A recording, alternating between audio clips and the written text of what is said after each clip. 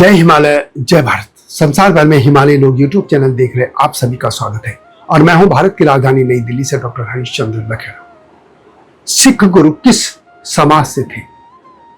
पंजाब में चूंकि खत्ती समाज भी है, जाट समाज भी है और भी कई समाज है, इनमें से किस समाज से थे यही मैं आपको इस बारे में बताऊंगा इस बार इसी वीडियो में। लेकिन मैं पहले साफ कर दूं कि मेरा उद्देश्य सिर्फ और सिर्फ इतिहास की जानकारी देना है। क्यों था, कैसे था, क्या होना चाहिए, इसमें मैं बिल्कुल नहीं बोलता हूं। सिर्फ और सिर्फ इतिहास की जानकारी देता हूं और वो तमाम समाज जो विश्व भर में हैं उनकी मैं जानकारी देता हूं।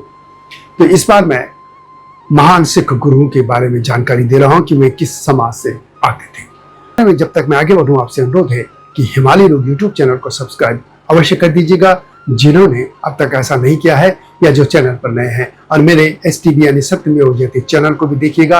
ये समसामयिक मुद्दों पर केंद्रित है, ये आपसे विनम्र अनुरोध है। तो बात करते हैं सिख गुरु की। आप जानते हैं कि 10 सिख गुरु हुए हैं और प्रथम गुरु थे गुरु नानक देव जी। वे बेदी खत्री समाज से थे, वे खत्री समाज से निकले थे और ये कह सकते हैं पहले ही कि सभी के सभी यानी सभी 10 गुरु खत्री समाज से थे। खत्री समाज आज हिंदू समाज में भी है, सिख समाज में भी और मुस्लिम में भी। यानी जो खत्री समाज था उससे जो समाज से जो लोग हैं या उनके वंशज जो निकले खत्री समाज से शुरुआत से अब तक, वो 3 धर्मों में बटे हैं, हिंदू, सिख और मुसलमान। प्रथम गुरु हैं गुरु नानक देव जी। गुरु नानक देव जी सिख धर्म के संस्थापक और बेदी खत्री वंश से थे। बेदी एक प्रतिष्ठित खत्री गोत्र है जो वैदिक ज्ञान और विद्वता से जुड़ा है। उसके बाद दूसरे गुरु हैं गुरु अंगद देव जी। अंगद देव जी खत्रियों के त्रेहन वंश से थे और उन्होंने गुरु नानक देव जी की शिक्षाओं को आगे बढ़ाया और गुरुमुखी लिपि को लोकप्रिय बनाया था। तीसरे गुरु हैं गुरु अमरदास जी। वे भल्ला खत्री वंश से थे। वे सामाजिक सुधारों और लंगर प्रथा को मजबूत करने के लिए प्रसिद्ध हैं। चौथे गुरु रामदास जी। वे सोडी खत्री वंश से थे और उन्होंने अमृतसर शहर की स्थापना की और स्वर्ण मंदिर का निर्माण शुरू कराया था। पांचवें गुरु गुरु अर्जुन देव जी। वे गुरु रामदास जी के पुत्र थे और गुरु अर्जुन देव जी भी सोडी खत्री वंश से थे। उन्होंने गुरु ग्रंथ साहब की रचना की और यानी गुरुओं की जो रचनाएं थे उनको संकलित करके गुरु ग्रंथ साहब के तौर पर सामने रखा था। छठे गुरु थे गुरु हरगोविंद जी।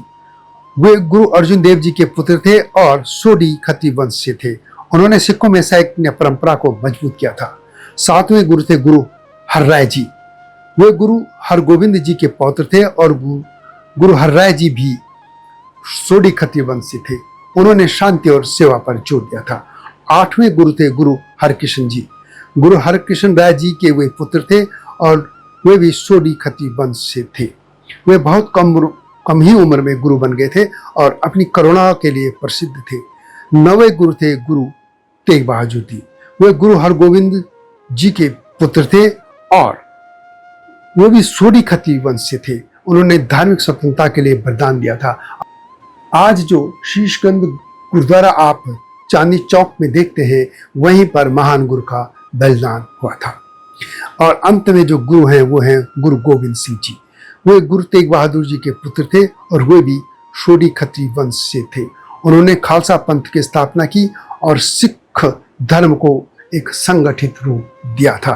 जिन्होंने खालसा पंथ का, और ये कह सकते हैं कि सिखों को एक सैन्य शक्ति में बदल दिया था।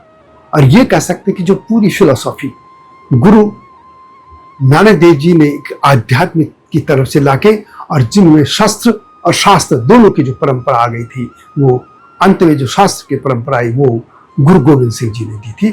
और इसे पूरे सिख समाज को ये कहते हैं कि सिख धर्म को जो पूरे नए रूप में एक, उनमें शस्त्र भी थे और शास्त्र भी, वो गुरु जी ने की थी। अंतिम गुरु जी गुरु गोविंद सिंह जी, और वो भी सोडी खत्री समाज से थे। तो इस तरह हम देखते हैं कि सभी 10 गुरु खत्री समाज से थे। ये खत्री समाज वही है जो कि प्राचीन काल में क्षत्रिय समाज रहा है और क्षत्रिय शब्द से यह शब्द बिगड़ते बिगड़ते खत्री हो गया। संस्कृत से निकला शब्द है क्षत्रिय। और ये भी कहते हैं कि पंजाबी में जो श होता है उसको खा बोल दिया जाता है। और भी थ्योरी आती है इसमें, लेकिन मूलतः ये समाज क्षत्रिय समाज रहा है। और आज ये 3 धर्मों में ये समाज के लोग हैं, हिंदू भी हैं, सिख भी हैं और मुस्लिम भी हैं। और यदि हम सिख और हिंदू खत्ती समाज की बात करें तो मुख्य तौर पर ये व्यावसायिक क्षेत्र में सक्रिय है। वैसे तो मैंने पहले भी कहा कि समाज के हर क्षेत्र में, चाहे सेना में हो, चाहे ब्यूरोक्रेसी में हो या दूसरी जो समाज हैं, उनमें इनकी दमदार उपस्थिति है। लेकिन मुख्य तौर पर इस समाज की जो एक पहचान है वो एक व्यवसाय से जुड़ी है।